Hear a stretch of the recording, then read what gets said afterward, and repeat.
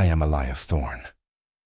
Most people in this town see a gray-bearded man in a tattered coat sitting by the river, and they look the other way. They see my shack, built from reclaimed timber and sheer willpower, and they think I am a tragedy.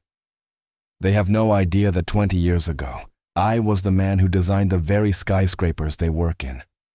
I was a master structural engineer until a single night of fire took my family and my desire to live in their world. Now, I live by the water, listening to the city breathe. My skill has never left me. I can hear a stress fracture in a bridge from a block away. The man who visits me every Friday is Arthur Sterling. He is the wealthiest man in the state, the king of real estate, and usually the most arrogant person in any room. But when he comes to my shack, he leaves his bodyguards at the road and carries 2 cups of coffee. Our relationship started 3 months ago, when I saw him standing under a construction crane at his newest site. I saw the cable fraying, a defect no one else noticed, and I tackled him into the mud just as 2 tons of steel crushed the spot where he had been standing. He tried to hand me a check for $50,000 right there. I tore it up and told him to buy better cables instead. That was the beginning of our Friday mornings. Arthur realized I knew more about his buildings than his own lead architects did. He started bringing me blueprints, seeking the advice of the man the world had forgotten. But there is a snake in Arthur's garden named Marcus Vane. Marcus is Arthur's junior partner, a man who wears $3,000 suits and treats the poor like literal trash. Marcus wants to tear down the riverfront, including my shack, to build a luxury stadium. He thinks Arthur is losing his mind by visiting a homeless man, and he's been planning a coup to take over the company. Last Friday, Arthur came to me looking defeated. Marcus had secured the board's vote to bulldoze the riverfront and start the stadium project, which I knew was being built on unstable silt. Arthur offered me a penthouse, $1 million, anything to get me to testify about the structural dangers. I told him I didn't want his money or his high-rise. I told him I wanted something much more valuable. I made him a deal.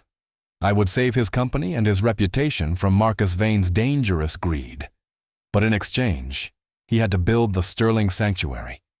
It wouldn't be a shelter. It would be a state-of-the-art village for the displaced, designed by me, with a library, a medical clinic, and gardens that would feed the hungry for free. Arthur agreed, but as he left my shack, a black car was idling at the top of the hill. Marcus Vane was watching us through binoculars, a cruel smile on his face.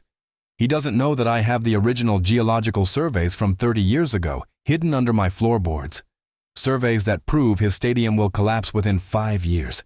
He thinks he's about to destroy a beggar's home, but he's actually walking into a trap I've been designing since the day I moved to the river.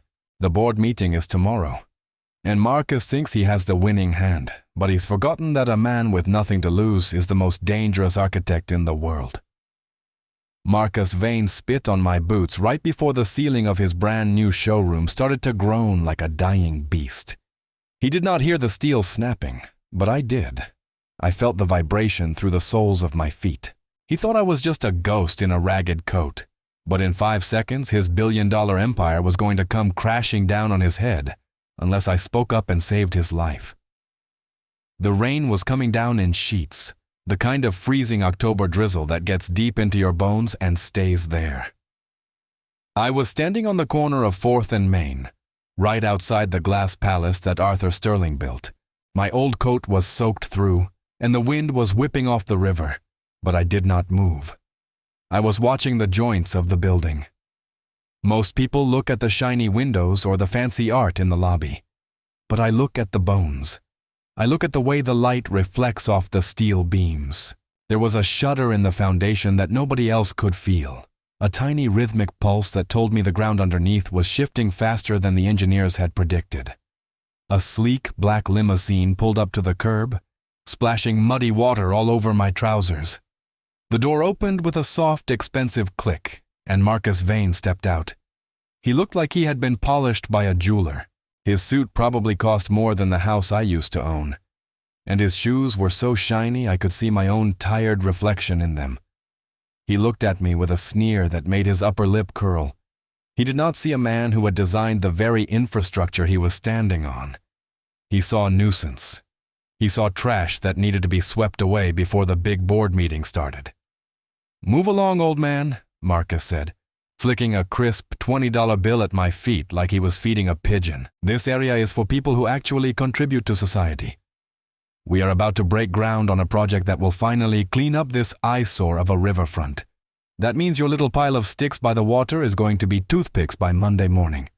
I did not pick up the money. I just looked him in the eye and felt a strange sense of pity. He was so sure of himself, so confident in his power, and yet he was standing on a literal ticking time bomb. I knew that the silt layers under the stadium site were saturated. I knew that the structural integrity of the main supports was based on falsified data he had pushed through the planning commission. He thought he was building a legacy, but he was actually building a tomb for his career. I watched him walk into the lobby, his head held high, leaving me in the rain.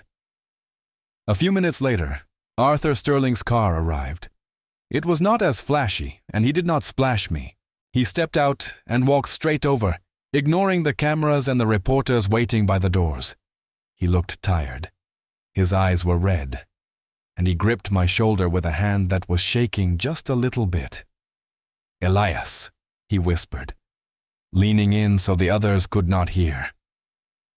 "They have the votes. Marcus convinced them that your reports are just the ramblings of a man who has been out of the game too long. He told them I am being sentimental. They are signing the final contracts in an hour. If that happens, there is no stopping him. The riverfront will be gone, and that stadium will go up." I patted his hand. I could smell the expensive coffee he had brought me, even through the damp air. I told him to stay calm. I told him that arrogance is a very loud noise, but the truth is a very quiet vibration. I reached into the deep pocket of my coat and pulled out a small, weathered leather notebook. It was full of calculations, diagrams, and the real soil samples I had taken myself under the cover of darkness. Arthur looked at the book like it was a holy relic. He knew what was inside. He knew that I had spent the last 30 years observing the river, learning its moods, and understanding exactly how it interacted with the foundations of the city. I was not just a former engineer. I was the only person left who remembered why the original builders had left that land alone. "Go inside, Arthur," I said with a small smile. "Let him have his moment of glory. Let him stand up there and tell everyone how great he is. I will be there soon. I just have one more thing to check." He nodded and hurried inside, leaving me alone on the sidewalk. I watched the luxury car door close, a solid, heavy sound that echoed against the glass buildings. The city felt cold, but I felt a warmth spreading through me. It was not the coffee. It was the knowledge that justice was finally coming for Marcus Vane. He thought he could trample over the people who had nothing, but he forgot that the people at the bottom are the ones who see the cracks first. I walked back toward the river, my boots squelching in the mud. I needed to get the final proof. I needed the board to see not just numbers on a page, but the physical reality of what Marcus was trying to hide. As I approached my shack, I saw that the lock had been broken. Someone had been through my things, looking for the very evidence I was carrying in my pocket. Marcus was not just arrogant, he was scared. He knew I had the power to ruin him, and he was trying to strike first. I sat down on my small wooden chair and looked out at the water. The river was rising. It always did this time of year, pushing against the banks, searching for any weakness. It reminded me of the truth. You can build all the walls you want. You can hide behind all the money in the world. But eventually, the pressure becomes too much. The truth always finds a way out. I thought about the Sterling sanctuary we had discussed, a place where people would not be looked down upon, a place with gardens and clinics, where someone like me would not have to hide in the shadows. That was the dream that kept me going. It was not about revenge, though I will admit, Seeing Marcus fall was going to be a very pleasant side effect. It was about making sure that the city I loved did not crumble under the weight of one man's greed. I checked my watch. It was almost time. I stood up, brushed the dirt from my coat, and started the long walk back toward the glass tower.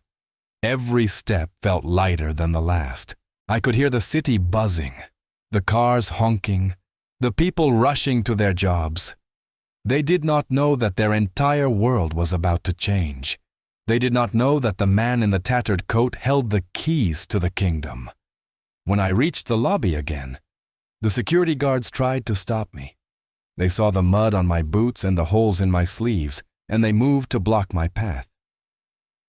But then the elevator doors opened, and Arthur Sterling stepped out. He did not say a word.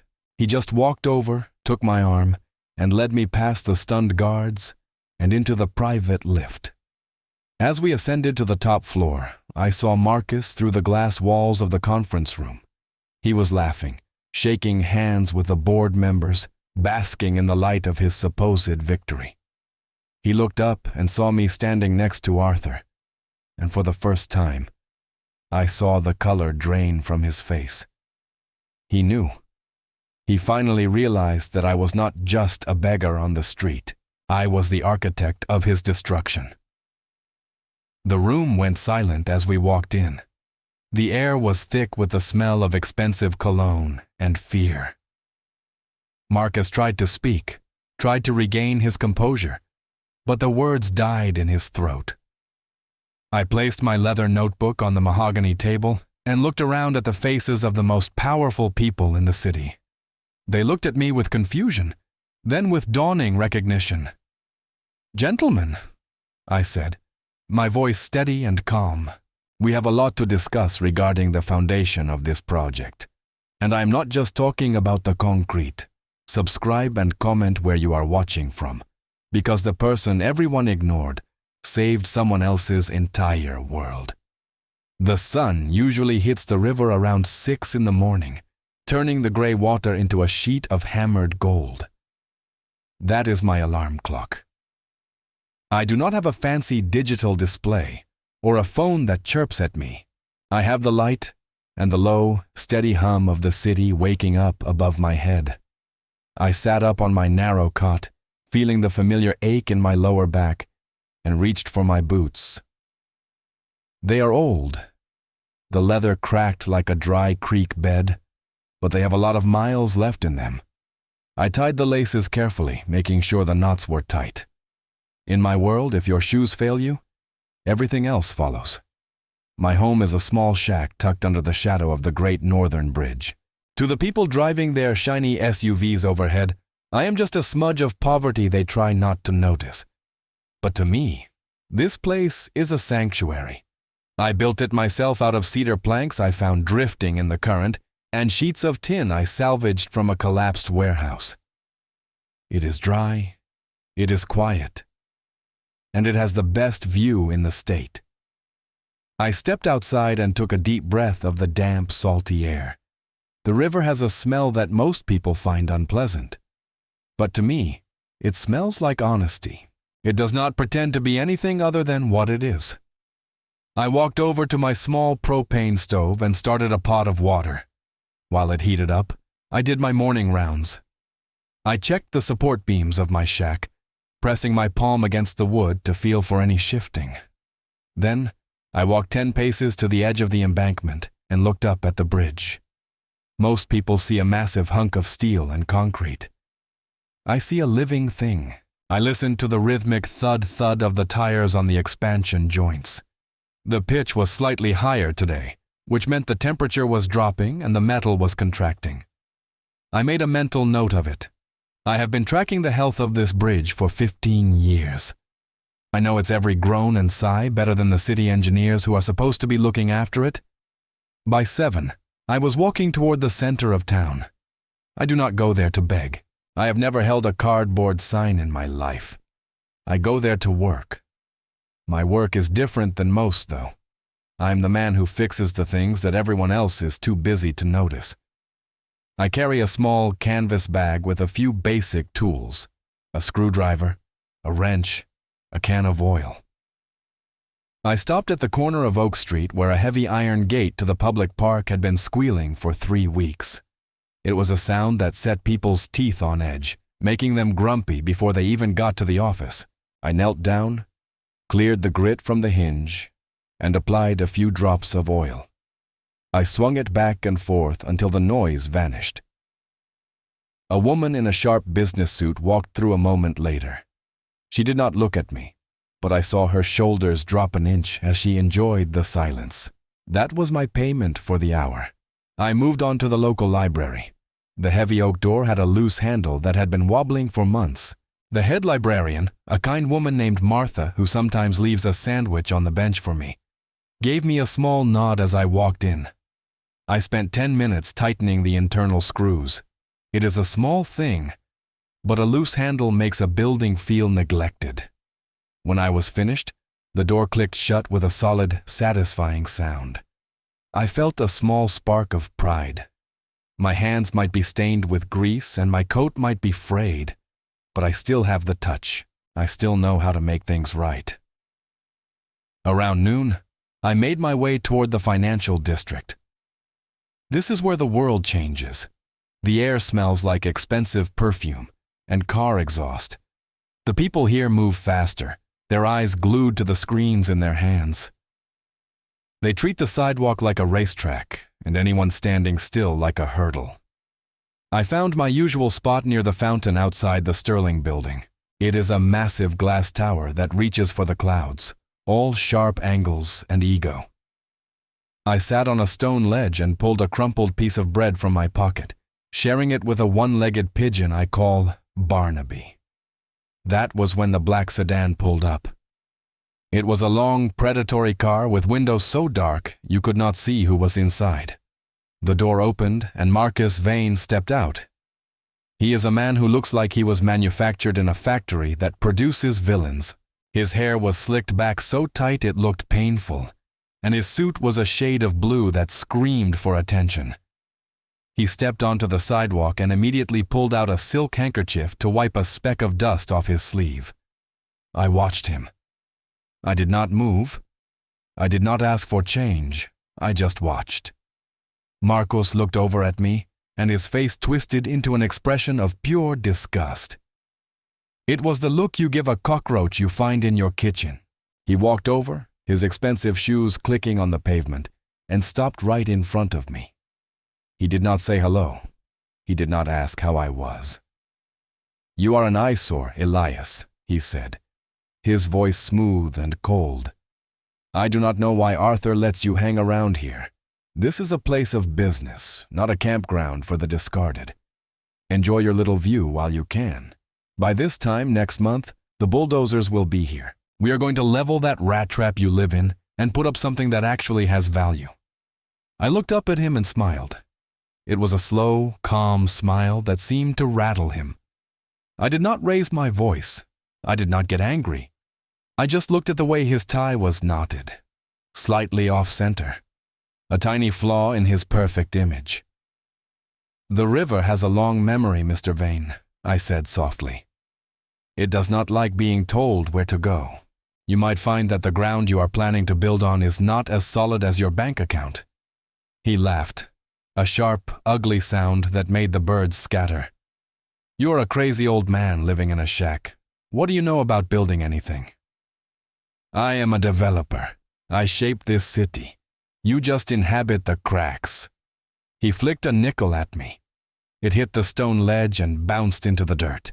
"Get yourself some real shoes," he said, then turned and marched into the building, his assistants scurrying behind him like mice. I picked up the nickel. I did not throw it away. I put it in my pocket. It was a reminder of exactly who I was dealing with. A few minutes later, the heavy glass doors opened again, and Arthur Sterling walked out. He did not have a fleet of assistants. He was alone, carrying 2 cardboard carriers of coffee. He spotted me, and his tired face lit up with a genuine grin. He walked over and sat down on the ledge right next to me, ignoring the fact that his expensive wool trousers were touching the dusty stone. He handed me a cup. Black, no sugar. Just the way you like it, Elias. Thank you, Arthur, I said, taking a sip. The warmth spread through my chest, chasing away the chill of the wind. How was the board meeting? Arthur sighed, rubbing his temples. It was a circus. Marcus has them all convinced that the stadium project is a gold mine. They are blinded by the numbers. They do not want to hear about the environmental impact or the stability of the shoreline. They just want to see the stock price go up. He looked at me, his eyes full of a strange kind of desperation. He is moving fast, Elias. He has already filed the paperwork to condemn the riverfront property. He wants you gone by Monday. I nodded, looking out at the traffic. I am not going anywhere, Arthur. He thinks he can erase the past with a bit of concrete, but he does not understand the physics of the situation. He is building on a lie. I know you are right, Arthur said, leaning in closer. But the board needs proof. They need someone with authority to stand up and tell them why this is a mistake. I can only do so much from the inside. I looked at my hands. They were rough and calloused, the hands of a man who had spent a lifetime working with steel and stone. I thought about the hidden compartment under the floorboards of my shack. I thought about the dusty tubes of blueprints and the stacks of handwritten calculations that had been my only companions for 20 years. The world thinks I am just a man who lost his way, I said, my voice barely a whisper. They think I am a tragedy. But they forget one thing about structures, Arthur. The foundation is the most important part, and it is always hidden underground. Arthur looked at me, a question in his eyes. What are you saying? I stood up, brushing the crumbs from my coat. I am saying that Marcus Vane is about to learn a very expensive lesson in structural integrity. He thinks he is the king of this city. But he has forgotten that I am the one who designed the very throne he is sitting on.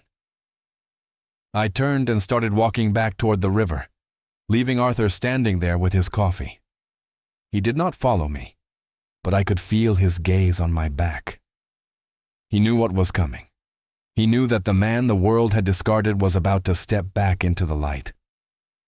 When I reached my shack, I did not go inside. I went to the north corner, where the heavy timber met the earth. I reached into a hole in the wood and pulled out a small, rusted key. I walked to the very back of the property, to a spot where the weeds grew tall and thick. There, buried under a pile of old tires, was a heavy steel hatch. I cleared away the debris and fit the key into the lock. It turned with a heavy thud. I pulled the hatch open, revealing a concrete staircase leading down into the darkness. Most people think I live in a shack. They think I have nothing but a cot and a stove. They have no idea that beneath this pile of sticks lies the most advanced structural laboratory in the country, a place I have been using to monitor the city's heartbeat for 2 decades. I stepped down into the cool, dry air and flipped a switch. The room flooded with light, revealing walls covered in monitors, seismic sensors, and the original master plans for every major building in the city, including the one Marcus Vane was planning to build. I walked over to the main screen and watched the red line of a sensor flickering. The ground was moving. The river was pushing.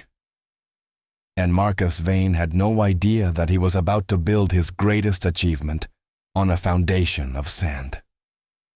I sat down at the console and began to type. The game was finally beginning. Subscribe and comment where you are watching from, because the person everyone ignored saved someone else's entire world.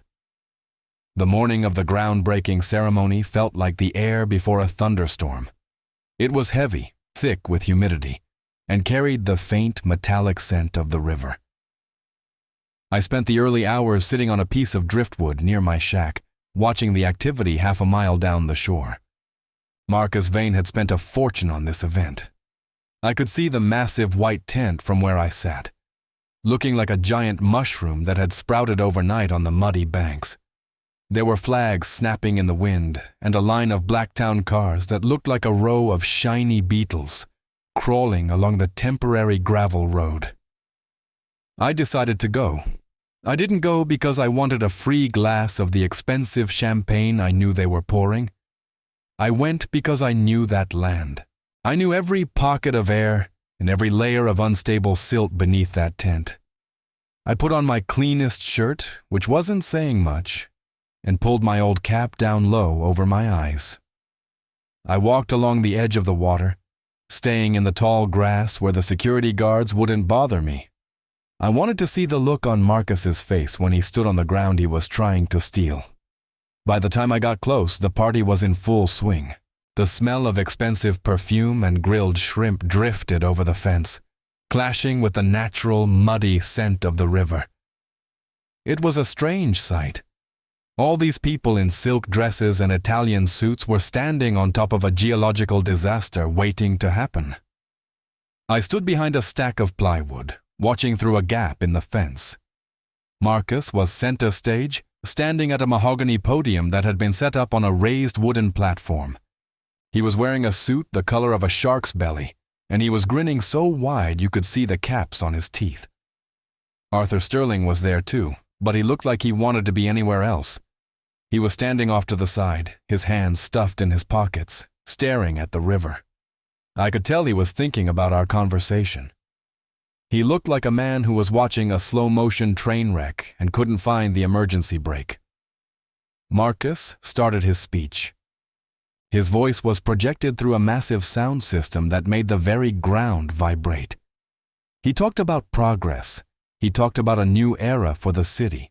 He talked about how the riverfront was a wasted resource that needed a firm hand to guide it into the future. Every time he said the word value, I felt a little sick. To him, value was just a number on a spreadsheet.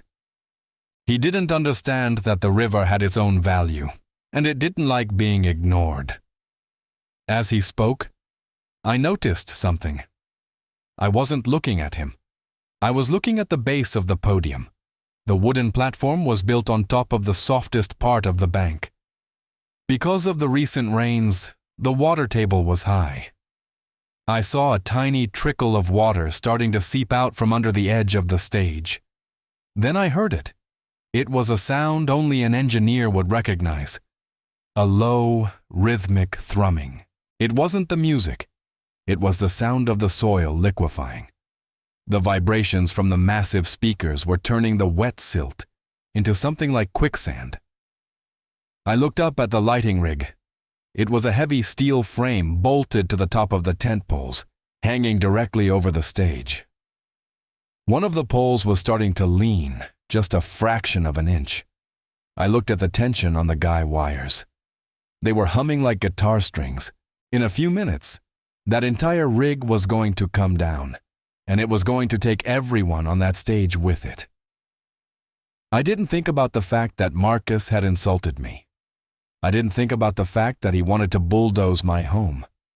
I only thought about the 3 people on that stage who had no idea they were seconds away from a disaster. There was Marcus, Arthur, and a young woman holding a tray of drinks. I didn't walk. I ran. I burst through the gap in the fence and sprinted toward the stage. The security guards saw me and started shouting, but I was faster than I looked. I scrambled up the side of the wooden platform just as the first loud crack echoed through the tent. It sounded like a tree limb snapping in a storm. Marcus stopped mid-sentence and looked at me with pure rage. "What are you doing here?" "Get this trash off my stage," he screamed. I didn't answer him. I grabbed the young woman by the arm and shoved her toward the stairs. Then I lunged for Arthur. I didn't have time to explain. I grabbed the collar of his coat and hauled him backward with a strength I didn't know I still had. The second crack was louder, like a gunshot. The main support pole for the tent buckled. The heavy steel lighting rig groaned and began to tilt. Marcus was frozen, staring up at the tons of metal that were about to crush him. He looked like a deer in the headlights, his mouth hanging open, all his arrogance gone in an instant. I didn't like the man, but I couldn't watch him die. I dived forward, tackling Marcus around the waist and rolling both of us off the edge of the platform. We hit the muddy ground just as the world exploded in a chaos of tearing canvas and screaming metal. The lighting rig slammed into the podium, shattering the mahogany into 1,000 splinters. The stage itself groaned and slid 6 feet toward the river as the ground beneath it simply gave way. For a moment, everything was silent except for the sound of the rain starting to fall on the collapsed tent.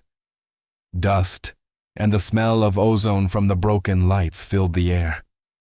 I scrambled to my feet, my heart hammering against my ribs. My shoulder was screaming in pain where I had hit the ground, and my old coat was caked in thick, gray mud. I looked down at Marcus. He was lying in the muck, his expensive suit ruined, gasping for air. He wasn't hurt, just terrified. Arthur was sitting up a few feet away, looking dazed but alive. He looked at me, his eyes wide with realization. He knew exactly what had just happened. He knew I had saved them. The security guards and the guests were starting to recover from the shock. People were shouting for doctors and pulling out their phones to record the carnage. I knew that in 30 seconds, I would be surrounded by cameras and questions. I didn't want any of it. I didn't want the fame or the headlines. I turned and faded into the chaos. I moved through the crowd of panicked socialites, keeping my head down. I slipped through the back of the tent and ran toward the thick brush by the river.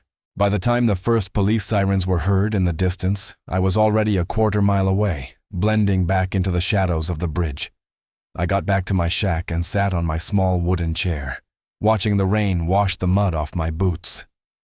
My hands were shaking, but my mind was clear. I had seen the physical proof of what I already knew. The ground was failing. Marcus's project wasn't just a threat to my home. It was a threat to everyone who set foot on that land. I looked up at the Great Northern Bridge. The rain was coming down harder now, and I could hear the bridge groaning. It was a different sound than usual. It was deeper, more ominous. I realized then that the collapse of the stage had done more than just ruin a party. The shift in the soil had triggered a chain reaction. The very foundations of the bridge were being pulled toward the river. I reached for my old leather notebook and started scribbling new calculations. I had saved Marcus Vane today, but the real danger was just beginning. The city thought the accident at the tent was a fluke, a bit of bad luck. They didn't realize that the heartbeat of the entire district was starting to fail. And as I looked at the red light blinking on my monitor, I saw something that made my blood run cold. The bridge wasn't just shifting. It was failing at a rate that meant it might not survive the night. Subscribe and comment where you are watching from. Because the person everyone ignored saved someone else's entire world. The sound that came from the bridge was something I will never forget. It was not just a creak or a moan. It was the sound of 20,000 tons of steel being pushed past its limit. It sounded like a giant was grinding his teeth right next to my ear.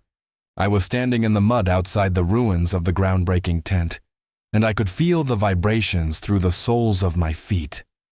Most people were looking at the collapsed stage, but I was looking up at the Great Northern Bridge. The main pylon was leaning. It was only a fraction of an inch, but in my world, a fraction of an inch is the difference between a road and a grave. I looked at Marcus Vane. He was sitting on a folding chair, draped in a shock blanket that a paramedic had given him. He was already on his phone, probably talking to his lawyers or his PR team, trying to figure out how to blame the mudslide on someone else. He looked at me for a split second, and even after I had tackled him and saved his life, his eyes were still full of that same cold arrogance. He did not see a savior. He saw a witness he needed to silence. He pointed at me and whispered something to a security guard, who started walking my way with a heavy scowl. I did not wait for him to get to me. I turned and ran back toward my shack. My shoulder was screaming at me. Every time I took a breath, it felt like a hot needle was being pushed into my ribs. I am 70 years old. and my body was reminding me of every single one of those years. But I had to get to the controls. I had to use the only thing I had left to buy the city some time. When I reached the hatch behind my shack, I saw that the rising river water was already starting to seep into the entrance. I slid down the ladder, splashing into 3 inches of cold, murky water. The lights in my secret lab were flickering. The screens were showing red warnings across every bridge sensor I had installed. The pressure on the south pylon was climbing into the danger zone. The soil liquefaction I had predicted was happening faster than even my worst-case scenarios. I had built a secret hydraulic bracing system 10 years ago. It was a masterpiece of hidden engineering. I had installed 4 massive pistons deep into the bedrock beneath my property, disguised as old well pipes. They were designed to push back against the shifting earth to keep my shack and my lab from being crushed by the bridge's weight. It was my insurance policy, but I knew that if I engaged them at full power and diverted that pressure toward the bridge's failing pylon, it might just stabilize the structure long enough for the emergency crews to arrive and evacuate the traffic. The cost was clear. If I did this, the counterforce would rip my shack apart. The pressure would cave in the roof of my lab and bury 20 years of my life under 10 feet of river mud. I would lose my home, my equipment, and the only proof of who I used to be. I stood there in the dark, the water rising around my ankles, and I thought about the families in the cars up on that bridge. I thought about the school bus I had seen crossing it just 10 minutes ago. I reached for the main lever. It was cold and heavy, covered in a thin layer of rust.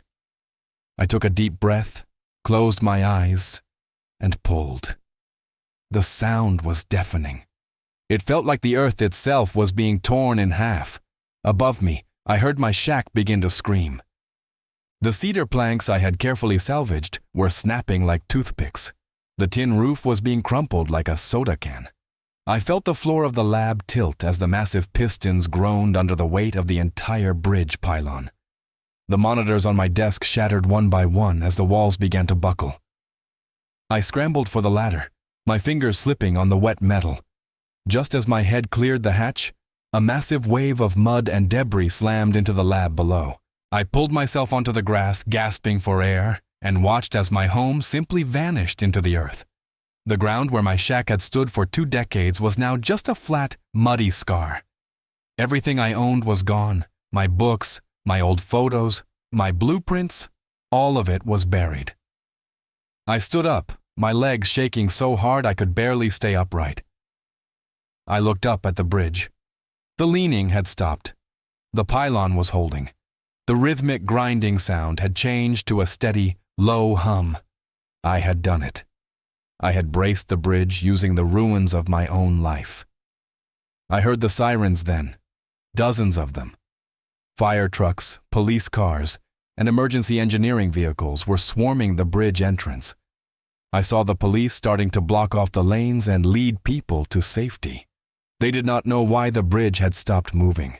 They did not know that a homeless man was standing in the rain, watching his entire world disappear so they could have theirs. I saw Marcus Vane again.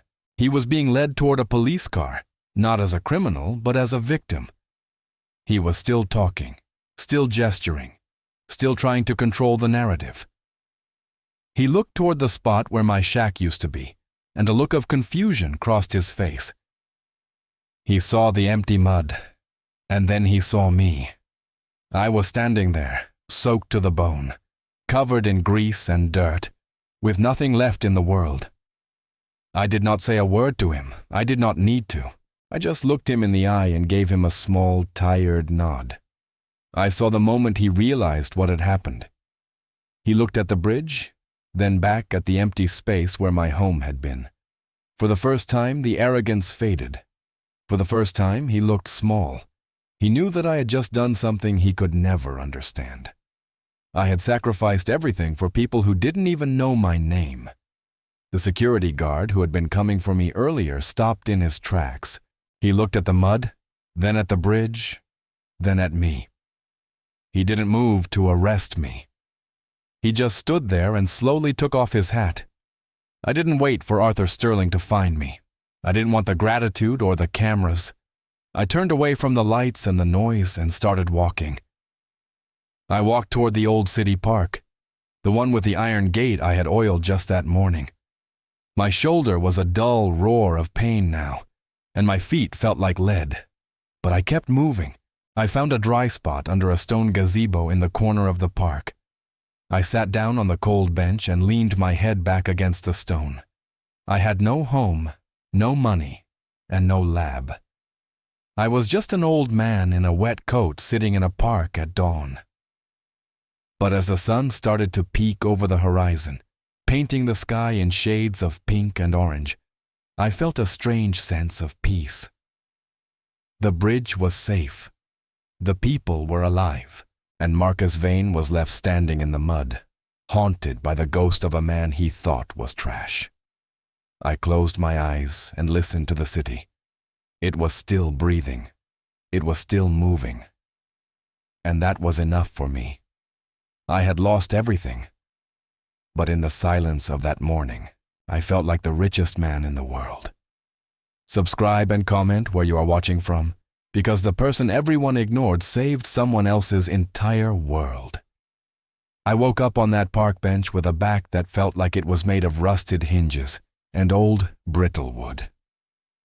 The sun was fully up now, and the park was starting to fill with the morning rush. I watched joggers in bright neon outfits zip past me, their breathing heavy and synchronized with the thud of their expensive sneakers. I watched mothers pushing strollers and businessmen checking their watches. To them, I was just a part of the landscape they had learned to look past. I was a smudge on a beautiful morning, a quiet reminder of a world they didn't want to think about. I reached into my coat pocket and felt the cold, hard circle of the nickel Marcus Vane had thrown at me. It was funny, really. I had saved his life, saved Arthur's life, and saved the city's most important bridge. And all I had to show for it was 5 cents and a shoulder that felt like it was on fire. I stood up slowly, leaning against the stone pillar of the gazebo until my legs decided they were ready to carry me. I needed to move.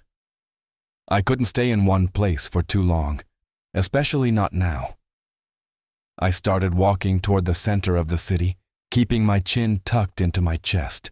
My old coat was still damp from the river mud, and it smelled like wet earth and ancient secrets. I found a small electronics shop on a corner that had a wall of televisions visible through the front glass. A small crowd had gathered there, staring at the screens.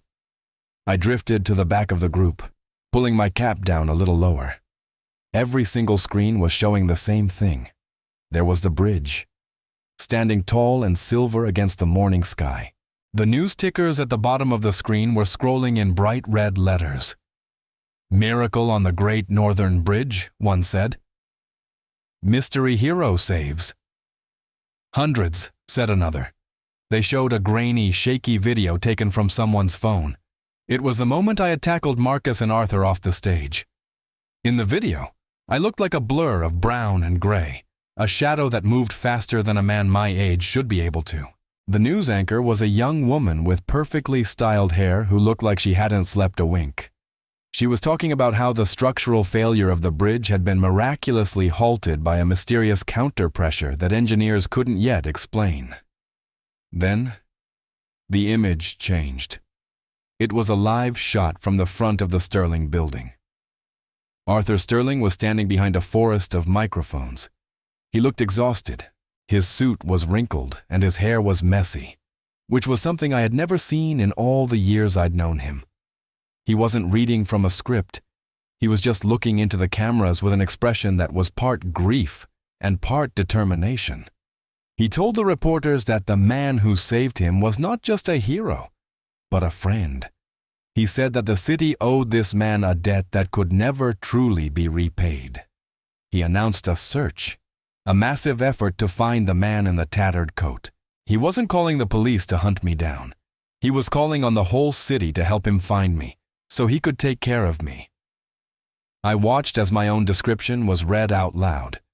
They called me a man of medium height, with a gray beard and a distinctive limp. They mentioned my old canvas bag and my tattered coat. I saw people in the crowd around me start looking at each other, their eyes scanning the faces of the people passing by. I felt a sudden bolt of heat in my chest. For 20 years, I had been invisible. I had lived in the cracks of the city, and I liked it that way. Now the whole world was looking for me. It felt like the walls were closing in, even though I was standing on a wide-open sidewalk.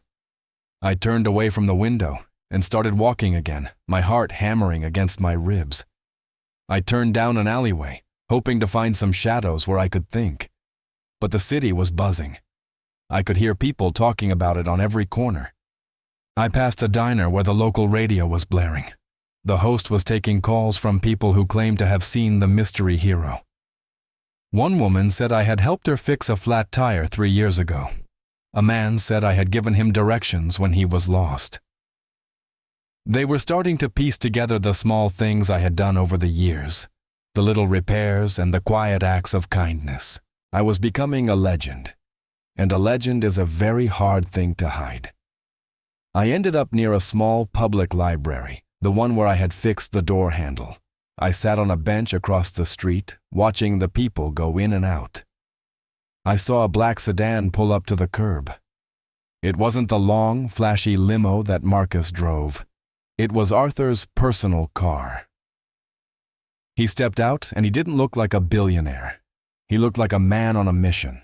He had a stack of papers in his hand, flyers with a sketch of my face on them. He started talking to a group of people standing by the library entrance. He was showing them the picture, his voice earnest and pleading. He was so close I could hear the gravelly tone of his voice. He was only 50 feet away. I froze. I wanted to stand up and wave. I wanted to tell him I was okay. But then I saw something else.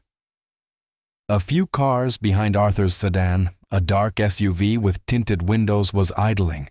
It didn't belong to the police, and it didn't belong to Arthur.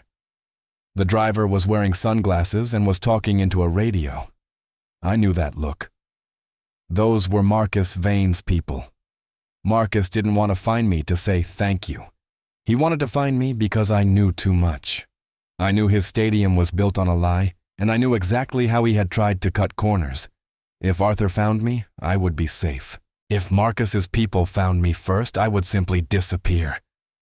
And this time, it wouldn't be by choice. Arthur started walking toward my bench. He was looking at everyone he passed, his eyes searching, hoping. He was looking for the man who had sat with him every Friday and talked about the bones of the city. He was looking for the friend he had almost lost. I felt the urge to stand up, to let him see me. My hand gripped the edge of the bench, my knuckles turning white. He was 30 feet away now, 20 feet. He stopped to talk to an old woman feeding pigeons, showing her the flyer. She pointed toward the park where I had slept. Arthur turned his head, his eyes sweeping across the street. For a split second, I thought his gaze locked onto mine. I held my breath, the world around me going silent. The wind picked up, swirling a few dead leaves at my feet. I could see the hope flare up in his eyes, that spark of recognition. He started to take a step toward me, his hand reaching out as if to grab hold of a memory. But then, the dark SUV suddenly lurched forward, cutting off his path and forcing him to step back. The driver stared at me through the dark glass, and I knew right then that the game had changed. They didn't just know who I was. They knew exactly where I was standing. Subscribe and comment where you are watching from, because the person everyone ignored saved someone else's entire world. The morning air felt different than it did yesterday. It was as if the whole city had taken a deep breath and was holding it, waiting for something to happen. I kept to the narrowest alleys I could find, moving like a cat through the shadows. My shoulder was throbbing with a steady rhythmic heat that made it hard to focus, but I couldn't stop. Everywhere I looked, I saw my own face. Well, not my actual face, but a sketch of it. Arthur had moved fast. There were flyers taped to every lamppost and tucked under the windshield wipers of parked cars. The drawing was surprisingly good. It captured the way my beard curls at the chin and the specific way my old cap sits low over my brow. It made me feel exposed, like a turtle without its shell. I watched from behind a stack of blue recycling bins as a group of people in matching windbreakers moved down the sidewalk. They were Arthur's people, I could tell. They weren't moving with the cold, hard efficiency of the police. They were moving with a kind of desperate hope. They were stopping everyone, the woman walking her golden retriever, the teenager on the skateboard, the delivery driver hauling crates of milk. They were asking the same question over and over again. Have you seen this man? Do you know where he sleeps? It was a strange feeling to be the most wanted man in the city, when all I wanted was a quiet place to sit down and a warm cup of coffee. But Arthur wasn't the only one looking. A block away, I saw the black SUV again. It was idling near a fire hydrant, its engine purring like a low, growling beast. The windows were tinted so dark they looked like ink. I knew Marcus Vane's men were inside. They weren't handing out flyers. They were watching the people who were handing out flyers.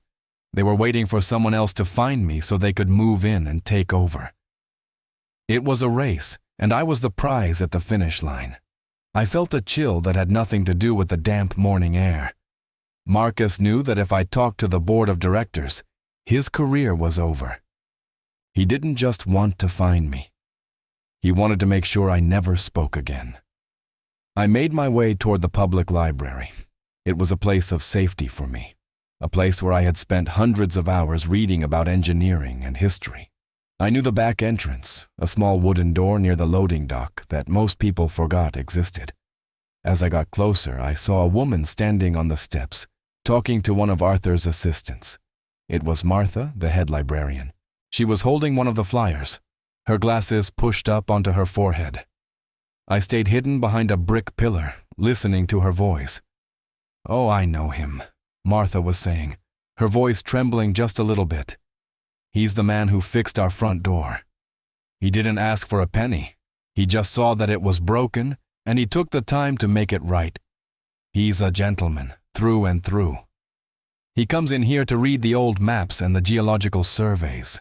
He has the most beautiful handwriting I've ever seen." The assistant was scribbling frantically in a notebook. "When was the last time you saw him? Does he have a place he goes?" Martha shook her head, her eyes welling up with tears. "He's a private man. He doesn't tell us where he lives. But I saw him yesterday, just before the storm hit. He looked tired. He looked like he was carrying the weight of the whole world on his back. Please, if you find him, tell him he's always welcome here. Tell him the door is working perfectly." I felt a lump in my throat. I had spent so many years thinking I was invisible, thinking that my life didn't matter to anyone. But Martha remembered the door handle. She remembered my handwriting. I wasn't just a ghost in a tattered coat to her. I was a person. It made me realize that even when you think you are hidden, you are leaving footprints in the lives of the people around you. I turned to slip away, but my foot caught on a loose stone. It wasn't a loud noise, just a soft scuff. But in the quiet of the alley, it sounded like a drum beat. The assistant looked up, his eyes darting toward the pillar. Martha looked too. I froze, my heart hammering against my ribs. I could see the realization dawning on the assistant's face. He looked at the flyer in his hand, then back at me. He didn't shout. He didn't run. He just stood there, his mouth hanging open. "Wait!" he called out, his voice cracking. "Wait! Please! We just want to help!" I didn't stay to listen. I turned and ran, my boots splashing through the puddles. My shoulder was screaming now, but the adrenaline was pushing me forward. I ducked behind a dumpster, scrambled over a low chain-link fence, and ended up in a small courtyard behind a row of brownstone houses. It was a dead end. The walls were too high to climb, and the only way out was back the way I came. I stood there, gasping for air. my breath coming in ragged bursts. I heard the sound of car doors slamming. The black SUV had pulled up to the entrance of the alley. 2 men in dark suits stepped out, their faces as hard as granite. They weren't smiling. They didn't have flyers. They moved toward me with a slow, deliberate pace that told me they had done this many times before. I backed up until my shoulders hit the cold brick wall. I looked around for anything I could use as a weapon, a piece of wood, a heavy stone. But the courtyard was clean. This is it, I thought. This is how it ends. But then, another car screeched to a halt behind the SUV. It was Arthur's sedan. The door flew open before the car had even fully stopped. Arthur Sterling climbed out, his face red with exertion. He saw the 2 men in suits and let out a roar of anger that echoed off the brick walls. "Get away from him," Arthur shouted, his voice echoing through the courtyard like thunder. "If you lay a hand on him, I will spend every dime I have to make sure you never see the sun again." The 2 men stopped. They looked at Arthur, then at each other. They knew who he was. They knew that even Marcus Vane couldn't protect them from the fury of a man like Arthur Sterling. They slowly backed away, their hands raised in a mock gesture of peace, and slid back into their SUV. The engine roared, and they sped away, leaving a cloud of exhaust hanging in the air. Arthur didn't watch them go. He was looking at me. He took a few steps into the courtyard, his chest heaving. He looked at my mud-stained coat, my tattered boots, and the way I was clutching my injured shoulder.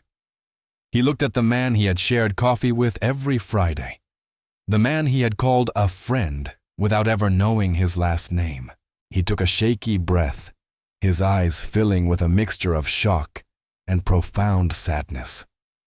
"Elias," he whispered, his voice barely audible over the sound of the city. "Is it really you?" I pulled myself up as straight as I could. I wiped a smudge of grease from my forehead and tried to find the dignity that had been buried under 20 years of silence. I looked him in the eye and gave him a small, tired smile. "Hello, Arthur," I said, my voice steady despite the shaking in my hands. "I'm sorry about the mess. It's been a very long night."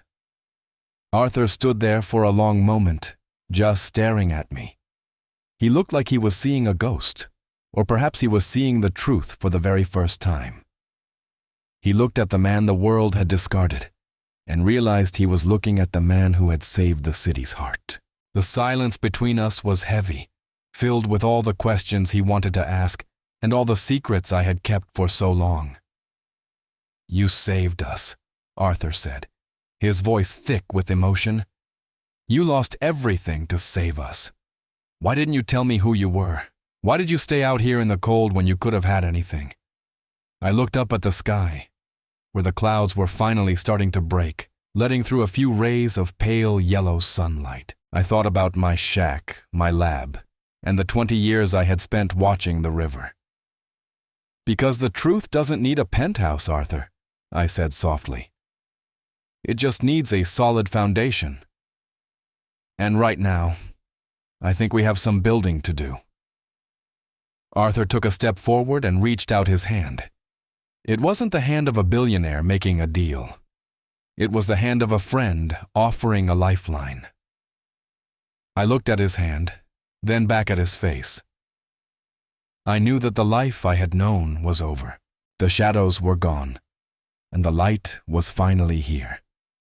I reached out and took his hand, feeling the strength and the warmth in his grip. But as we stood there in that quiet courtyard, a shadow moved in the window of the house above us. A camera clicked, capturing the moment. Marcus Vane wasn't finished yet. He had lost the race to find me, but he was about to start a whole new game. And this time, he was playing for keeps. Subscribe and comment where you are watching from, because the person everyone ignored saved someone else's entire world. Arthur told his driver to wait by the road, and for the first time in 20 years, I saw a man in a $5,000 suit walk down into the mud without even looking at his shoes. We were standing at the edge of the river, right where my shack used to be. It was just a scar in the earth now, a messy pile of wet timber and gray silt. The river was lapping at the edges of the hole where my life used to be, and the air smelled like damp wood and old memories. I stood there with my hands in my pockets, feeling the weight of that single nickel Marcus Vane had thrown at me. It felt heavier than all the gold in the world right then. Arthur looked at the wreckage, and then he looked at me. He was breathing hard, his face pale, and I could see his hands shaking. He wasn't looking at a homeless man anymore. He was looking at the man who had held the city together with nothing but a few pistons and a whole lot of heart. He reached into his inner jacket pocket and pulled out a leather checkbook. His movements were jerky, full of a nervous energy I had never seen in him before.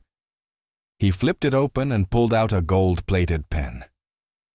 "Elias," he said, his voice cracking just a little bit. I don't even know where to start. I had my engineers look at the pylon this morning. They told me that something impossible happened. They said the ground pushed back. They found the remains of your hydraulic system buried under the mud. They told me that if you hadn't triggered those braces, the bridge would have folded like a house of cards. Hundreds of people would have been in the water. My company would have been finished. I would have been finished. He started writing. I watched the tip of the pen move across the paper. I could see the zeros. 1, 2, 3, 4, 5, 6. It was a check for $5 million. He tore it out with a crisp snap and held it out to me. His eyes were wide, pleading with me to take it. He wanted to fix the world with a piece of paper. He wanted to erase the image of me standing in the rain by giving me a number that would make most people's heads spin. "Take it, Elias," he whispered. "Get a house. Get 100 houses. Go back to the life you deserve. This is just a down payment. I want you back on the board. I want you as my lead consultant. I want the world to know who you are. We can announce it today. We can have a press conference. You won't ever have to sleep in the cold again." I looked at the check. It was a beautiful thing, really. The paper was thick and cream-colored, and the signature was bold and confident. $5 million. It could buy a lot of comfort. It could buy a lot of silence. It could buy a life where I never had to worry about the price of a cup of coffee or the hole in my boot. I looked at Arthur's face. He really believed this was the answer. He thought that after 20 years of living in the shadows, I was just waiting for a big enough bribe to come back into the light. I reached out and took the check from his hand. I felt the texture of the paper between my fingers. I looked at the ruined ground where my secret lab was buried. All my research, all my maps, all the work I had done to protect this city was gone. It was under 10 feet of mud and broken timber. I looked back at Arthur, and I felt a strange sense of pity for him. He had so much money, but he didn't understand that some things don't have a price tag. I slowly and carefully tore the check in half. Then I tore it again and again, until the pieces were nothing but tiny white flakes in the palm of my hand. I opened my hand and let the wind catch them. They drifted away like snow, landing in the mud and disappearing into the river. Arthur's mouth dropped open. He looked like I had just slapped him across the face. "Elias, what are you doing?" he gasped. "That was $5 million. I can write another one. I can make it 10. Just tell me what you want." I stepped closer to him, ignoring the way my wet coat brushed against his expensive sleeve. I looked him right in the eye, and for the first time, I let him see the man I used to be. The man who built the skyscrapers he walked in. "Arthur," I said softly, my voice calm and steady. "I didn't save that bridge for $5 million. I didn't save your life for a penthouse in the sky. If I wanted money, I would have stayed in the world I left 20 years ago. I stayed out here because out here, the truth is easy to find. Out here, you can hear the city's heart beating. You can't hear that from a boardroom on the 50th floor." I reached into my pocket and pulled out the nickel Marcus Vane had flicked at me. I held it up so the sun could catch it. This is what your world thinks I'm worth, Arthur. And that's fine with me. Because as long as they think I'm nothing, I can see everything. I don't want your money. I don't want a medal. I don't want my name on a plaque. I want what we talked about. I want the Sterling Sanctuary. I want a place where people like me can live with dignity, not as a charity project, but as a part of this city. I want a place where the forgotten can be found. Arthur looked at the nickel, then back at me. He took a long, deep breath, and I could see the tension leaving his shoulders. He finally understood. He finally realized that he couldn't buy me, because I already owned the only thing that mattered, my own soul. He nodded slowly, his eyes shining with a new kind of respect. "The sanctuary," he said, his voice stronger now. "I promise you, Elias. It will be the finest thing I ever build. I'll give you the land on the north side, the old shipyard. It's solid ground, bedrock. We'll build it together. Your designs, my resources." I smiled, a real smile that reached all the way to my eyes. "That's a deal I can live with, Arthur. But I'm not moving into a mansion. I'll take a small room in the sanctuary, just like everyone else. I like the sound of the river too much to leave it." We stood there for a moment, two men from two different worlds, standing in the mud and dreaming of a better city. It felt like the beginning of something beautiful. It felt like justice was finally finding its way home. Arthur reached out and shook my hand, and this time it felt like a partnership. He turned to walk back to his car, his head held a little higher, his step a little lighter. But as I watched him go, I noticed a man standing on the bridge high above us. He was leaning over the railing, looking down at us through a pair of binoculars. He wasn't a reporter, and he wasn't a fan. He was wearing a dark suit and an earpiece. He watched Arthur get into the car, and then he turned his gaze back to me. He stayed there for a long time, just watching, before he turned and disappeared into the crowd of morning commuters. I felt a cold shiver run down my spine. Marcus Vane wasn't the kind of man to let a $5 million humiliation go unpunished. He had lost the bridge, he had lost the board, and he had lost his dignity. A man like that is most dangerous when he has nothing left to lose but his spite. I knew that the sanctuary wasn't going to be built without a fight. The ground might have been stable, but the air was thick with a new kind of storm. As I turned to find a dry place to sit, I saw a black car pull up to the very edge of the mud, and the window rolled down just an inch. Subscribe and comment where you are watching from, because the person everyone ignored saved someone else's entire world. Arthur stood there with his mouth hanging open, looking at the tiny white scraps of paper as they danced away in the breeze. I could tell his brain was trying to do the math, trying to understand why a man who had been sleeping on a piece of plywood for years would just throw away $5 million. To a man like Arthur, money is the answer to every question. It is the medicine for every illness and the bridge over every canyon. He looked at me like I had suddenly sprouted wings or started speaking a language he had never heard before. He looked down at his empty hand, then back at me, and he finally closed his mouth, though his eyes were still wide with a kind of confused wonder.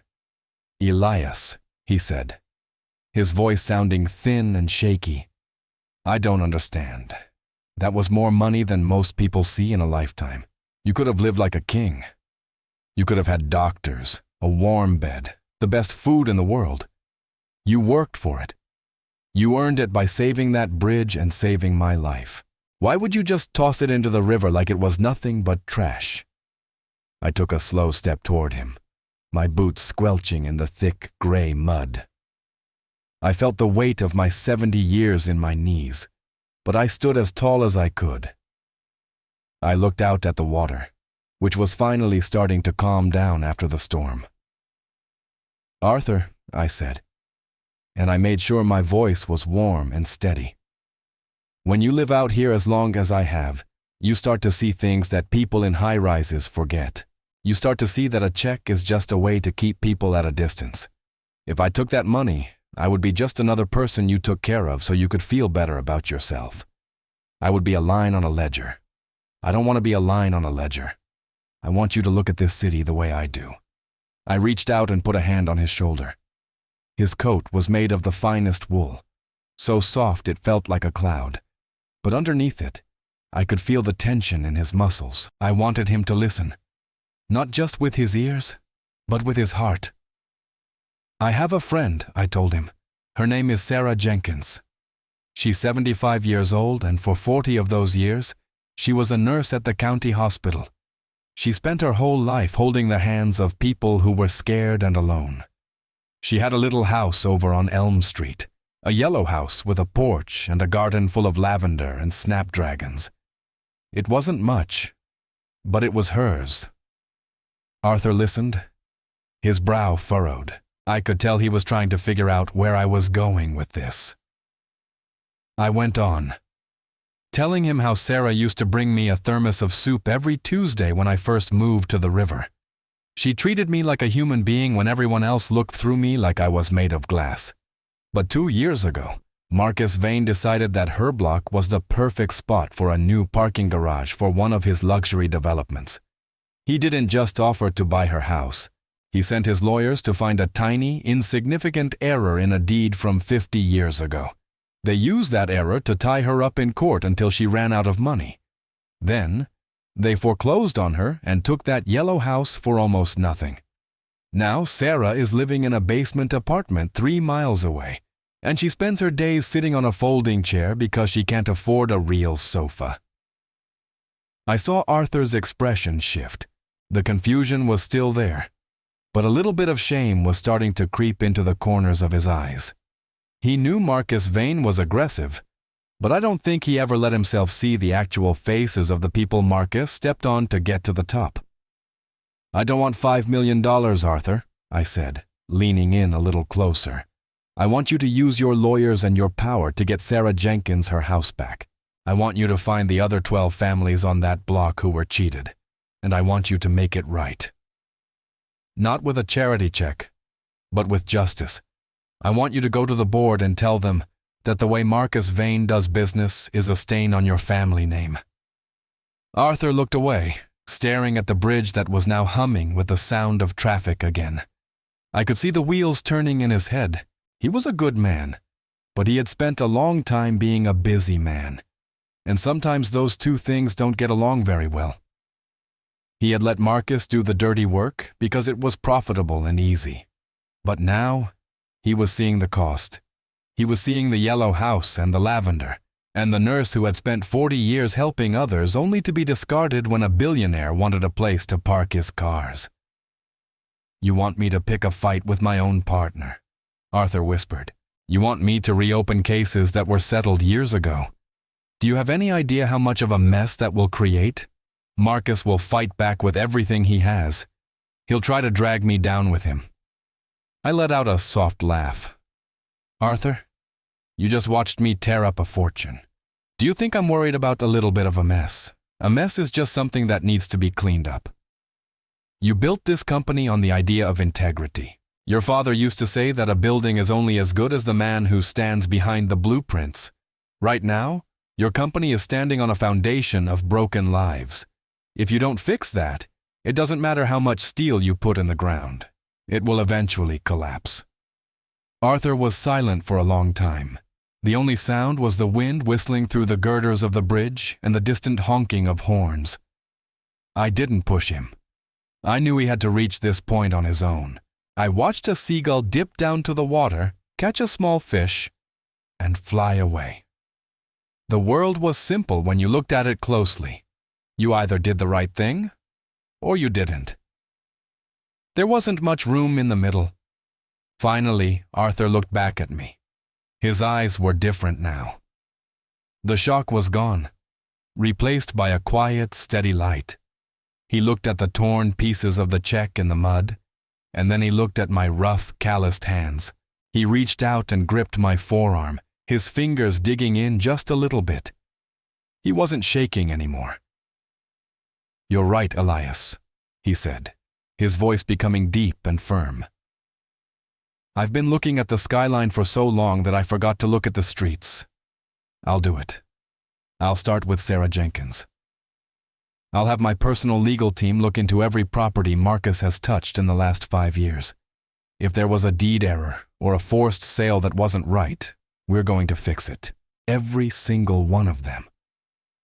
I felt a wave of relief wash over me that was stronger than any joy money could have brought. This was the real work. This was the reason I had stayed in the shadows for so long. I wasn't just an engineer of steel and stone. I was an engineer of hope. Thank you, Arthur, I said. That's all I ever wanted. Arthur started to say something else, maybe to ask me where I would go now that my shack was gone. But he stopped. He looked over my shoulder, and his face suddenly went cold. I turned around to see what he was looking at. A black car had pulled up to the edge of the embankment, just a few yards from where we were standing. The passenger window rolled down, and the sunlight caught the glint of a camera lens. It wasn't a reporter. It was a man I recognized as one of Marcus Vane's private security team. He didn't say a word. He just took a few photos of us standing together in the mud, and then the car sped away, kicking up a spray of dirty water. Arthur's grip on my arm tightened. He's not going to let this go, Elias. Marcus knows I'm here with you. He knows I'm listening to you. He's going to move faster than we thought. He's not just going to fight for his projects anymore. He's going to fight for his life. I looked at the tracks the car had left in the mud. I knew Marcos was dangerous. I knew he had friends in high places and a heart made of cold flint. But I also knew that the river was rising, and when the water gets high enough, even the strongest walls start to leak. I looked back at Arthur and saw that he was finally ready for the battle ahead. He wasn't just a businessman anymore. He was a man with a purpose. Don't worry about Marcus, I said, a sharp wit flickering in my eyes. He's a man who builds on sand. He thinks he's strong because he has a loud voice and a big bank account, but he's forgotten the most important rule of structural engineering. The thing that holds everything up is usually the thing you can't even see. Arthur nodded, but he didn't look entirely convinced. He knew Marcus better than I did, and he knew how far the man would go to protect his empire. As we walked back toward his car, the sky began to turn a dark, bruised purple, and the first few drops of a new rain started to fall. I knew the night was going to be long, and I knew that Marcus Vane was already making his next move. The fight for the city's soul had just moved from the boardroom to the streets, and I was exactly where I needed to be.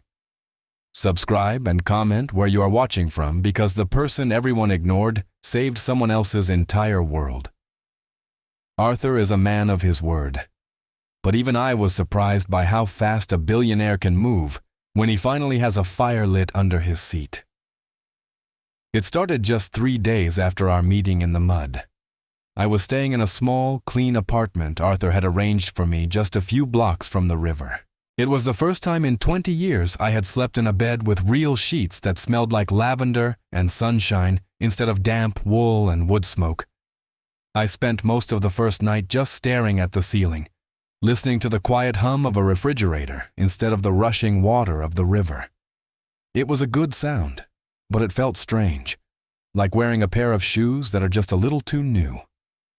The first big change happened on Tuesday morning. I walked down to Elm Street, the place where Sarah Jenkins used to have her yellow house. I wanted to see if Arthur was serious about his promise. When I turned the corner, I stopped dead in my tracks. There were 3 black cars parked in front of the empty lot where her house had been torn down. A team of men in work boots was already unloading fresh lumber from a flatbed truck. But it wasn't just construction. There was a woman standing on the sidewalk, clutching a set of keys to her chest and crying so hard her shoulders were shaking. It was Sarah. Arthur had done more than just fight the legal case. He had found out that the original materials from her house had been sold to a salvage yard. He bought every single piece back. He was rebuilding her yellow house exactly the way it was, right down to the porch swing and the flower boxes, One of his lawyers, a tall man who looked like he had never stepped in a puddle in his life, was standing next to her, patting her hand, and explaining that the title was now cleared in her name forever. He told her that Marcus Vane's company had been forced to pay for every single brick and every hour of labor as part of a massive settlement for their predatory practices. I stood there across the street, leaning against a lamppost and watching the scene. I felt a warmth in my chest that had nothing to do with the morning sun. It was the feeling of a crooked line finally being made straight. But the ripple didn't stop at Sarah's lot. Arthur's lawyers had spent 72 hours straight digging through every single contract Marcus Vane had signed in the last decade. They found dozens of families who had been bullied or cheated out of their land. By the end of the week, the local news was full of stories about the Great Sterling Correction. It wasn't just about charity. It was about restoration. Then came the Sterling Sanctuary. Arthur didn't just build a shelter. He took the old shipyard on the north side, a massive stretch of land with deep bedrock and a perfect view of the water, and he turned it into a village. He brought me the blueprints every evening. We sat in my little apartment, drinking coffee and arguing over the placement of the windows and the thickness of the support beams. I made sure every building was designed to last 100 years. We planned a massive community garden in the center, a place where people could grow their own food and feel the dirt between their fingers. We planned a library with high ceilings and big windows, filled with the kinds of books that make you feel like you can travel the world without ever leaving your chair. The neighborhood started to transform. It wasn't becoming fancy or expensive. It was becoming healthy. The broken windows were being replaced. The parks were being cleaned up. The small shops that had been struggling for years were suddenly busy because people had a little more hope and a little more money in their pockets. You could hear it in the way people talked to each other on the street. The tension was gone. The fear that a billionaire would come along and take everything they had was being replaced by the knowledge that someone was finally looking out for them. But the best part for me was the look on the faces of the people who used to see me as nothing more than a ghost. About a month after the work started, I was walking down 4th and Main, headed toward the construction site for the sanctuary. I was wearing a new coat. Not a fancy one, just a sturdy brown canvas jacket that kept the wind out. My beard was trimmed, and I was carrying a leather satchel full of technical drawings. I looked like a man with a purpose, because I was. I passed by the corner where I used to sit with my cup. Old Mrs. Gable was there, the woman who used to call the police if I stayed too long on the curb. She was talking to Mr. Henderson, the man who ran the hardware store, and used to shoo me away from his front window like I was a stray cat. They both stopped talking when they saw me. I could see their eyes widening as they took in my clean clothes and the way I was walking with my head held high. They had seen the news. They knew that the mystery hero who saved the bridge was the same man they had spent years trying to ignore. I saw Mrs. Gable pull her sweater tight around her shoulders, her face turning a bright shade of pink. Mr. Henderson dropped his keys on the sidewalk and didn't even notice. They stood there in total silence, watching me as I walked past. I didn't say a word. I didn't have to. I just gave them a polite nod and a small, knowing smile. The look of pure disbelief on their faces was worth more to me than that $5 million check Arthur had tried to give me. It was the sound of 1,000 assumptions shattering all at once. I reached the site of the sanctuary and found Arthur waiting for me. He was wearing a hard hat and holding a set of plans. He looked younger than he had a month ago. The weight of his company's secrets had been replaced by the excitement of building something that actually mattered. He pointed toward the foundation of the main hall. "The first pour is tomorrow, Elias," he said, his voice full of pride. "We're using the mix you specified. It's going to be the strongest floor in the city." I walked over to the edge of the pit and looked down at the steel rebar. It was beautiful. It was clean and straight and solid. This was going to be a place where people could find their footing again, just like I had. I felt like the city was finally starting to heal, one brick at a time. I looked up at the bridge in the distance, seeing the cars moving smoothly across the water. Everything was right with the world. But as I turned back to Arthur, my eyes caught a glimpse of something in the tall grass near the fence. It was a small black device with a blinking red light. I walked over and picked it up. It was a high-end surveillance microphone, the kind used by private investigators. My heart sank. Marcus Vane wasn't just watching us from a distance anymore. He was listening to every word we said. He was looking for a weakness, a flaw in the plan, or a way to strike back at the man who had ruined his empire. I looked at Arthur, who was busy talking to the foreman, and I didn't say anything about the microphone. I just slipped it into my pocket and looked back at the foundation. The fight wasn't over. Marcus was cornered, and a cornered man like him is capable of anything. I realized that the sanctuary wasn't just a home for the forgotten. It was going to be a fortress, and as the sun began to set, casting long shadows across the construction site, I knew that the biggest challenge was still waiting for us in the dark. Subscribe and comment where you are watching from, because the person everyone ignored saved someone else's entire world. The library hall was packed to the rafters. I stood in the back for a moment, just listening to the hum of voices. It was a sound I had heard 1,000 times from the outside. But being inside the room felt different. The air smelled of old paper, floor wax, and the damp coats of people who had rushed through the rain to get here. Arthur had organized this town hall to present the final plans for the Sterling Sanctuary, but I knew he had another reason for bringing the whole neighborhood together. He wanted them to look me in the eye. I took a deep breath and walked down the center aisle. The room went quiet so fast you could hear the clock on the back wall ticking. Heads turned like a field of sunflowers following the sun. I saw people I had known by sight for 20 years, people who had crossed the street to avoid me, people who had looked right through me like I was a ghost. Now they were staring at me like I was a different species. I kept my head level and my pace steady. I was wearing the new brown canvas jacket Arthur had bought for me, and for the first time in 2 decades, my beard was neatly trimmed. I wasn't there for the attention, but I wasn't going to hide anymore either. Arthur was standing at the podium, and when he saw me, he gave a small nod that said more than 1,000 words. He stepped back and gestured for me to come up. I didn't want the spotlight, but I knew this was part of the healing process for the city. I stood next to him, looking out at the sea of faces. I saw Sarah Jenkins in the front row, wearing a bright yellow sweater that matched the color of her house. She was smiling so wide it looked like her face might break, and she gave me a little wink. Then Mr. Henderson stood up.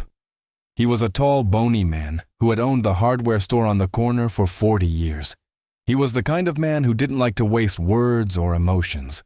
He cleared his throat, a sound like gravel being shaken in a tin can. He took off his cap and held it in both hands, twisting the brim. "Elias," he started, his voice a bit wobbly. "I think I speak for a lot of us when I say we have some things that need saying. I have spent the last 10 years chasing you away from my front window.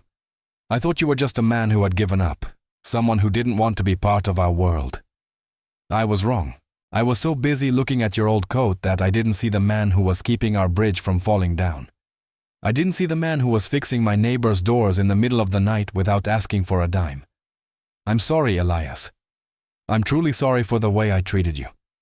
I hope you can find a way to forgive a man who was too stubborn to see the truth standing right in front of him."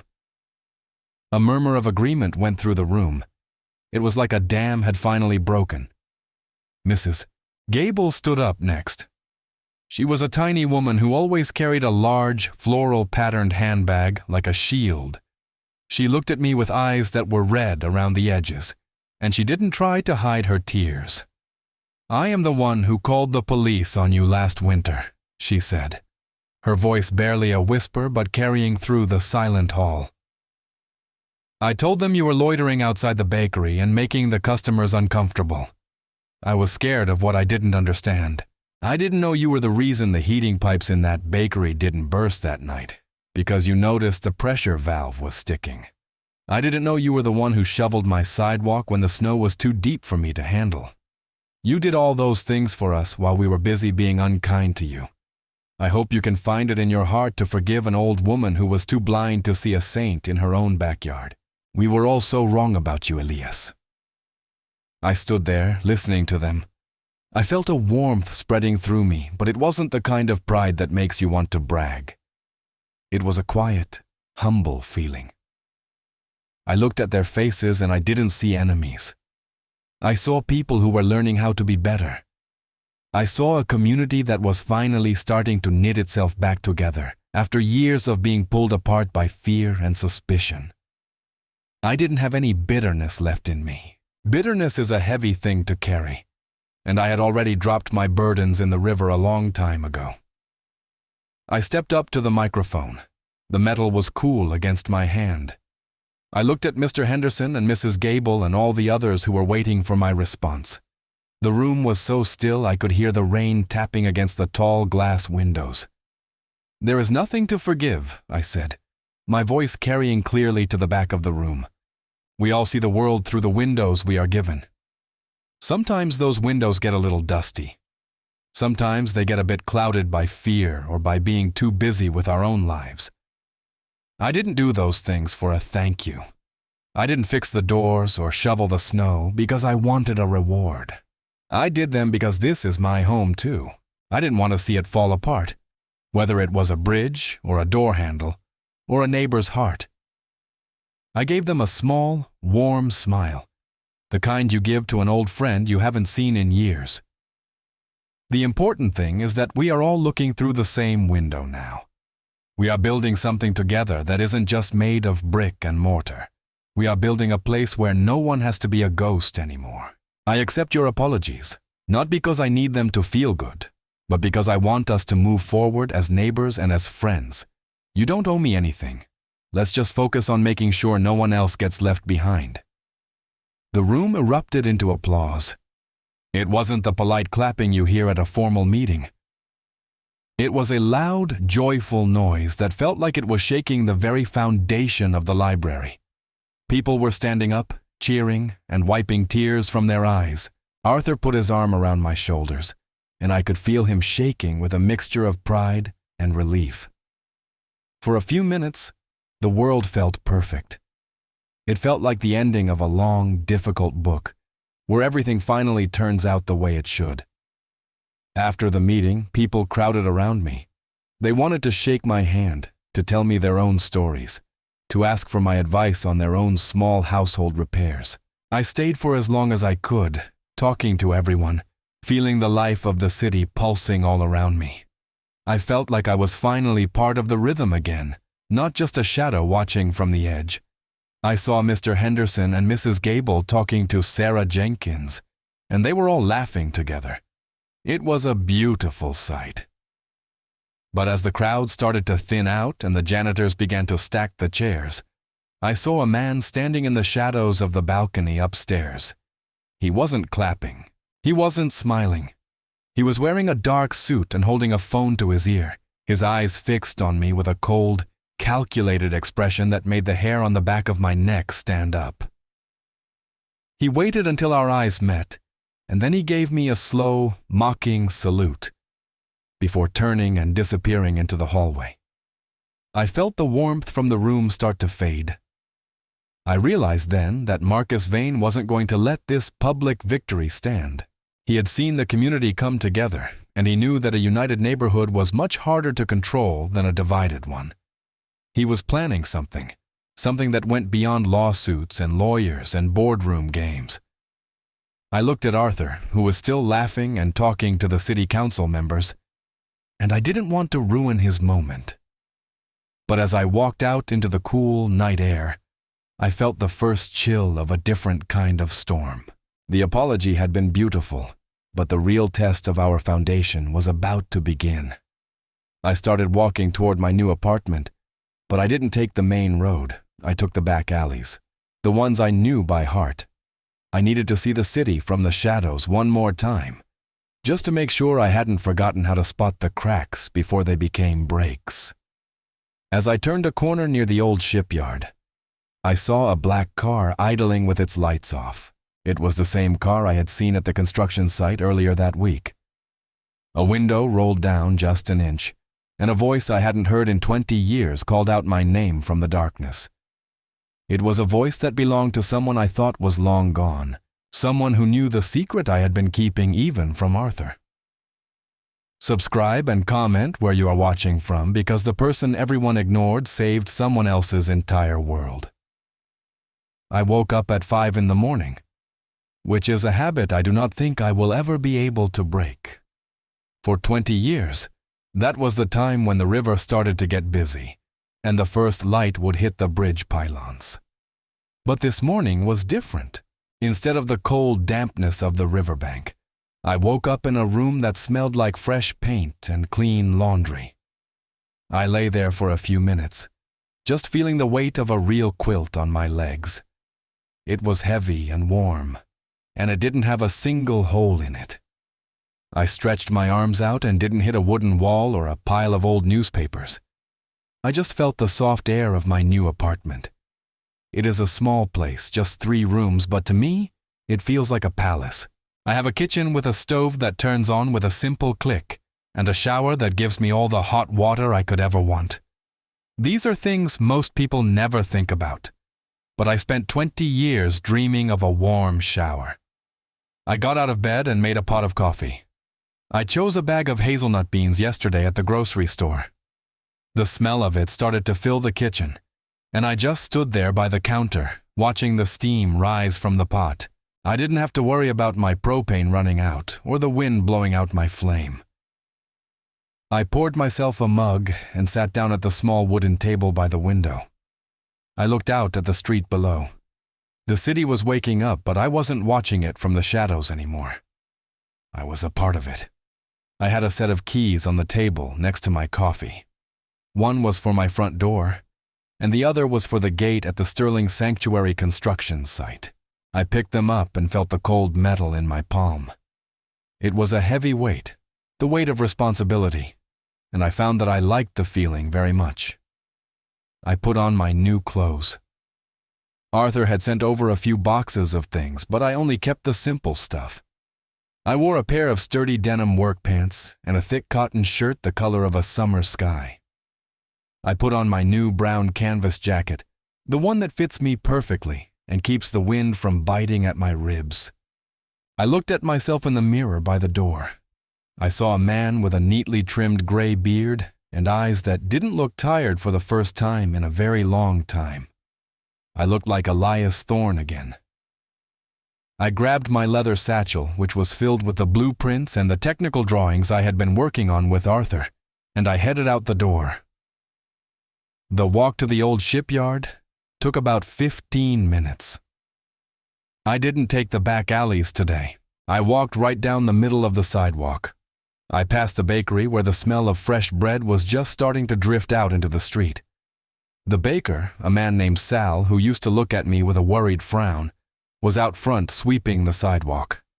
When he saw me, he stopped and leaned on his broom. He gave me a wide smile and a wave.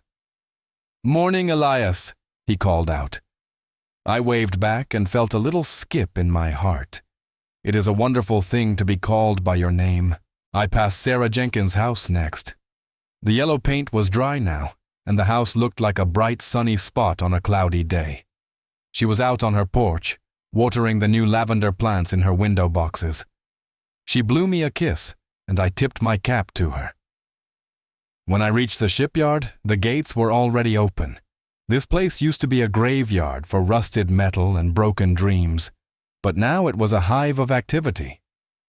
There were piles of clean lumber, stacks of bright red bricks, and the heavy hum of a concrete mixer. A group of men in yellow hard hats were standing around a large table, looking at a set of plans. These were the men I would be leading. Most of them were from the neighborhood, guys who had been out of work or had been struggling to find a steady job. Arthur and I had made sure that the sanctuary would be built by the people who were going to use it. Arthur was there too, wearing a suit that was a bit too nice for a construction site, but he had a hard hat on his head and a big grin on his face. He walked over and handed me my own hat. It was white, and it had the words, "Lead Engineer," printed on the front. I put it on and felt a sense of pride that I hadn't felt since before the fire all those years ago. We walked over to the group of workers and Arthur introduced me. He didn't tell them I was the man from the river. He told them I was the best structural engineer he had ever known, and that they were lucky to have me as their teacher. One of the younger men, a boy named Leo, who couldn't have been more than 20, looked at me with a bit of doubt in his eyes. He was tall and lean, with a lot of energy, and hands that didn't seem to know how to be still. I walked over to him and asked him to show me how he was planning to set the first row of blocks for the garden wall. He started to explain, but he was talking about speed and how fast he could get it done. I stopped him and knelt down on the ground. I picked up a handful of the dirt and let it run through my fingers. "Leo," I said, keeping my voice low and friendly, "speed is for people who are building things they don't plan on keeping. We are building a home. You have to understand the soil before you can ever trust the wall." I spent an hour with him, showing him how to read the slope of the land and how to feel for the spots where the water would want to settle. I showed him how a single inch of difference in the foundation could mean a crack in the ceiling 10 years from now. He stopped talking and started listening. By the time we were done, he was looking at the dirt like it was a secret he was trying to learn. That was the best part of the day, seeing that spark of curiosity in a young person's eyes. Lunch was a simple affair. A few of the neighbors brought over big baskets of sandwiches and cold lemonade. We all sat on the stacks of lumber, eating and talking. I sat with the crew, listening to them talk about their families and their hopes for the neighborhood.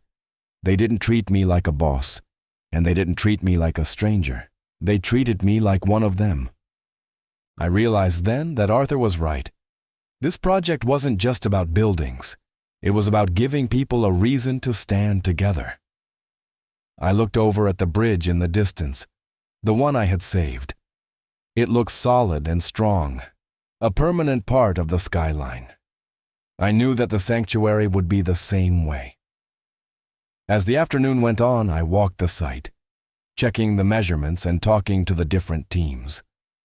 I found that I remembered everything, all the math, all the physics, all the little tricks of the trade that I thought I had forgotten. It was all still there, tucked away in my mind, waiting for a reason to come out. I felt a deep sense of peace. For 20 years, I had been a ghost, a man with a head full of knowledge and nowhere to put it.